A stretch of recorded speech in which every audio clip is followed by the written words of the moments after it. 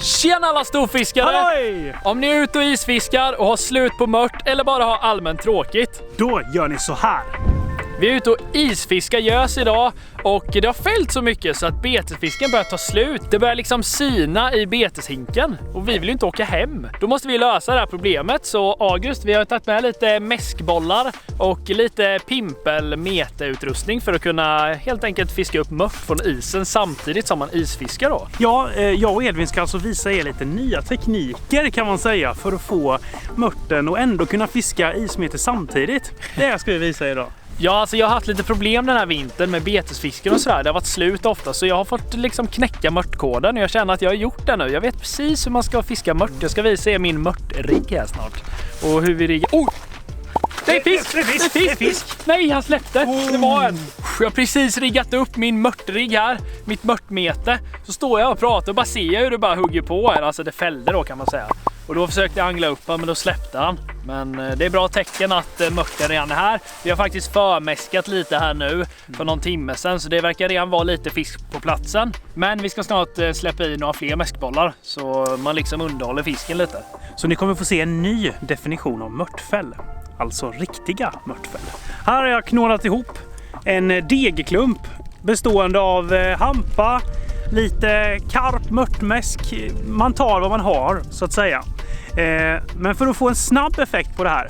Man vill ju att mörten ska komma in ganska snabbt. Vi har ju inte liksom 2 dagar på oss att vänta här eller ens till kvällen. Då kan man trasa sönder den här lite. Sådär, så det blir lite lösare, mindre bitar. Och vi ser redan här när det sjunker ner små bitar att det kommer ge effekt väldigt snabbt. Så nu lägger jag i mäsket här.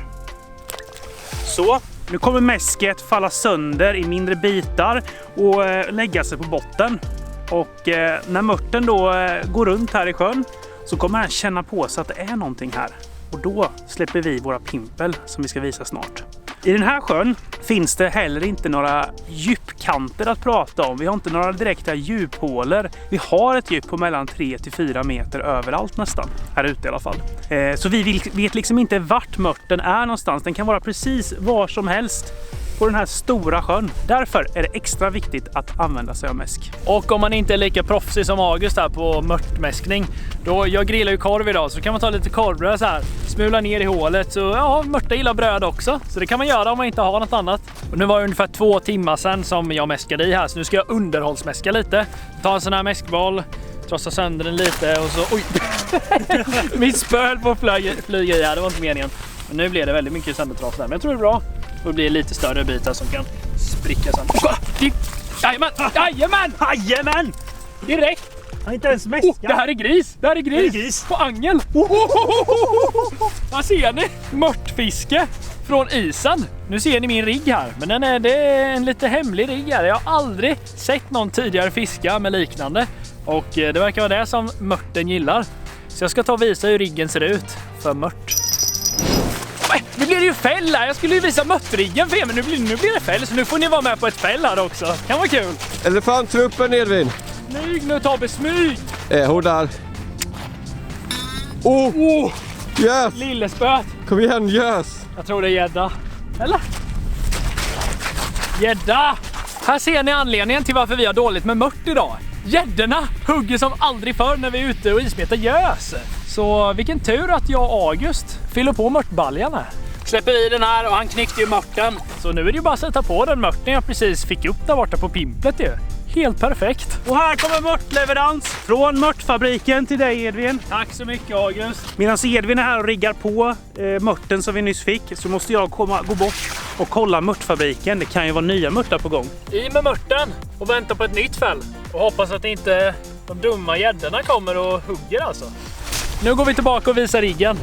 Då börjar vi med spöet här. Det är ett pimpelspö, men inte ett helt vanligt pimpelspö, utan det är ett extremt lätt pimpelspö med grymt lätt klinga. Så man ser de här, alltså mörten är riktigt pilliga när de hugger. Så om du inte har ett sånt här lätt spö så kan det vara svårt att se huggen. Och linan på den nylonlina 0,08 mm, alltså grymt tunn lina som också är att rekommendera. Varför vill du ha sån tunn lina då? För att om du har för tjock lina så de kan skygga lite mört. De är lite känsliga, plus att huggen blir lite svårare att se också om linan är tjockare. En fäll där borta! Nej! Det är min! Jaha, nu vill jag avbryta igen här. Det är ju fäll hela tiden. Och nu är det Tobbe som kommer in i videon också. Vad tusan. Och det är bäst att Edvin och August har fixat upp mötta till mig. Så jag kommer sno en av deras mötta nu, om det är möttjuv. Då kör vi då. Kör vi då, Tobbe? Nej!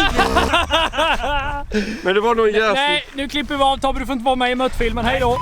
När jag började pimpla mört, då körde jag med en sån här vanlig vertikalpirk och en sån här länk och liten trekrok som jag brukar använda till borrefisket. Men jag fick ingen mört, jag fick bara abborre. Så då sadlade jag om och körde samma pirk, men istället en tafs på typ 15 cm och en enkelkrok här. Och så kör man lite maggot där på sen. Och då fick jag fick någon enstaka mört, men det var svårt. De ville inte hugga. Jag såg dem på ett sånt där bärbart ekolod brukar jag ha med mig. Jag såg att det var fisk där, men jag kunde inte få dem att hugga. Det var då jag utvecklade den här riggen jag ska visa nu som verkligen funkar på mört. Så jag fick fimpa vertikalpirken. De skrämdes för mycket av den och istället så har jag 4 stycken små blyhagel här. De väger inte alls för mycket, men det räcker tydligen för mörten. Och sen har jag en tafs här. Ganska lång faktiskt för att inte skrämma dem med de här haglarna för de är så känsliga. 70 cm kanske. Sen har jag en storlek 14 krok här. Och så har jag klämt ett litet blyhagel på för att man ska kunna hålla kontakten liksom. Så att inte mötten hugger och simmar iväg så här, för då känner du ju inte hugget. Utan att man ändå ska känna huggen. Och sen riggar jag här, nu är de här sunkiga, men så riggar jag med maggot här på. Eller små pinkis. Det ska vara rätt så litet bete. Men här är det stora mörta, så här behöver man inte vara lika. Här kan man ha 2 maggot om man vill. Här ser ni fina små fluglarver i rödvit färg. Jag tycker röda är det bästa, så jag kör på 2 röda här. Det är viktigt att beta om ofta, för att när de blir så här slitna och sådär, då är de inte jättebra för mört, i och med att man ska hålla väldigt stilla. När man fiskar så är det hett om de så här rör sig lite som de gör nu. Släpper vi ner den här. Tar en liten stund där, för det är inte mycket vikt på. Men det är inte så djupt där heller. Så nu är jag nere vid botten. Jag har mätt upp djupet innan här, för man ska ligga ungefär precis över botten. Sen brukar jag ta lite så här is ifrån borrhålet som blir när man borrar hål. Och sätta upp spöet så här, för att man ska verkligen försöka hålla så still som möjligt när man fiskar mört. Man ska inte rycka så här, för då bara skrämmer de. Utan håll bara helt still och håll koll. För du måste vara med och ta dem när de pillar, för det är liksom, de kan vara på och pilla så här. Men det är väldigt svårt att kroka dem om man inte väntar liksom. Det är väl som när man anglar, de måste vända mörten, fast här vänder de maggoten liksom, mörten.